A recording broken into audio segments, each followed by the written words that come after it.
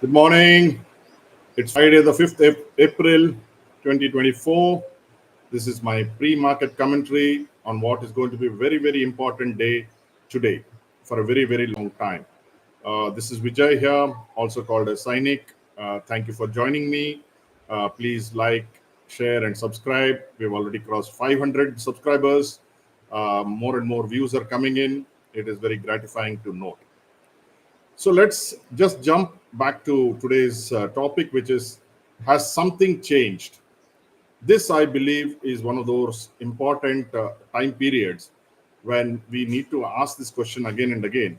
Has something changed? Has the equilibrium been altered? Now let's go back yesterday. Yesterday, Nifty made a new high with a large gap in the morning, which was unexplained. And while people rejoiced, the time of rejoicing was very little because it crashed about 300 points from the all time high and settled down at around 22,300. And then it began another rally almost touching the all time high. So, this kind of bungee jumping generally is an indicator that the large investors in the market are becoming nervous. Nervous of what? We will know in the next few days. Because whatever geopolitical news which we are seeing today, including the Israel Iran imbroglio, was already baked into the news as of yesterday morning. So it is not something new. The Israelis bombed the Iranian embassy, and Iran said they'll retaliate. This was about 3 4 days ago. But the markets went on their merry ways. So, what has changed? That we'll have a longer discussion, maybe today evening or over the weekend, because I think that these events can cast a shadow on the markets going forward. But we can always capitalize on this because there is no event which is considered a bad event for the market, where there are always stocks and sectors which will give us benefit when such bad events come about. Now, we go back to US markets.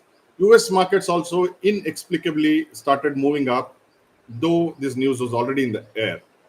And all of a sudden, at midway, they fell almost by about 800 points. Dow Jones fell 800 points from the high to close about 530 points.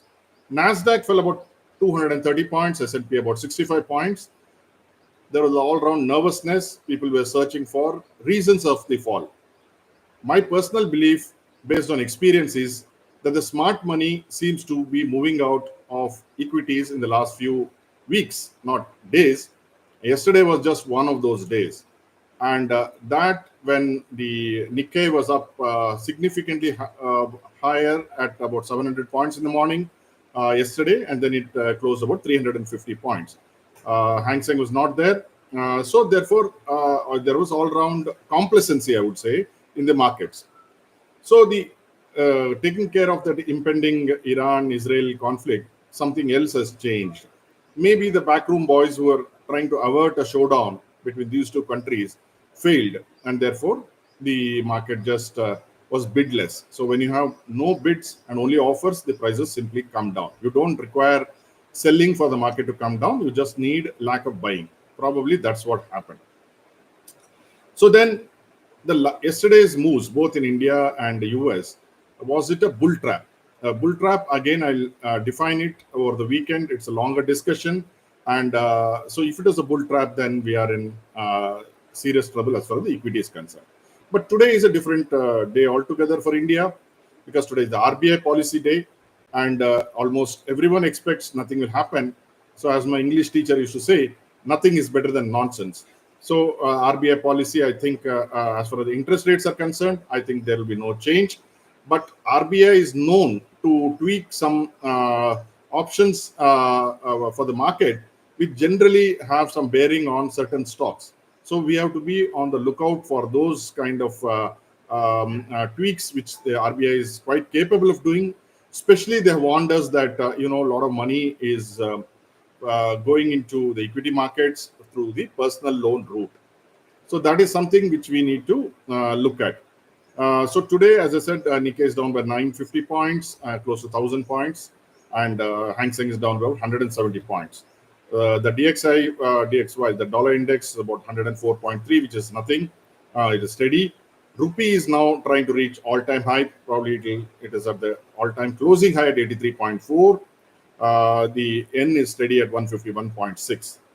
Interestingly, gold and silver both dropped significantly. Silver had just crossed the $26 resistance, and it had gone about 27. Now it's back to below 27. Gold has dropped about $50. But the most important thing for India, which is oil suddenly shot up from 88.89 to 91.15 overnight. Now that is going to create a lot of problems because India is a net importer of oil. So what did the institutions do? The institutions sold both of them. DIS sold about 900 crores and FIS sold about 1100 crores. Between them, 2000 crores. So that is one reason why the volatility might have been there. But whatever it is, the institutions decided to jointly sell rather than buy. Normally, there is a counterbalance between the FIS and DIS, which was missing yesterday. So today, what can one look forward to? HDFC Bank looks the best of the lot. It was up 6% in US at one point of time, it was about 5%. So HDFC Bank can save the market. Reliance can be a counterbalance on the negative side for the market. Oil marketing companies, I think, will be under pressure, and so will be any companies which are related, like automobiles could be under pressure. But surely there will be certain stocks like maybe pharma, which may continue to do well, or railways, or some other public sector enterprises. We need to watch them. The banks, of course, will have to decide soon after the RBI policy, which is at 10 o'clock. So this is all for today. So whatever you do, have a nice trading day. Be safe. Let's meet over the weekend. Thank you.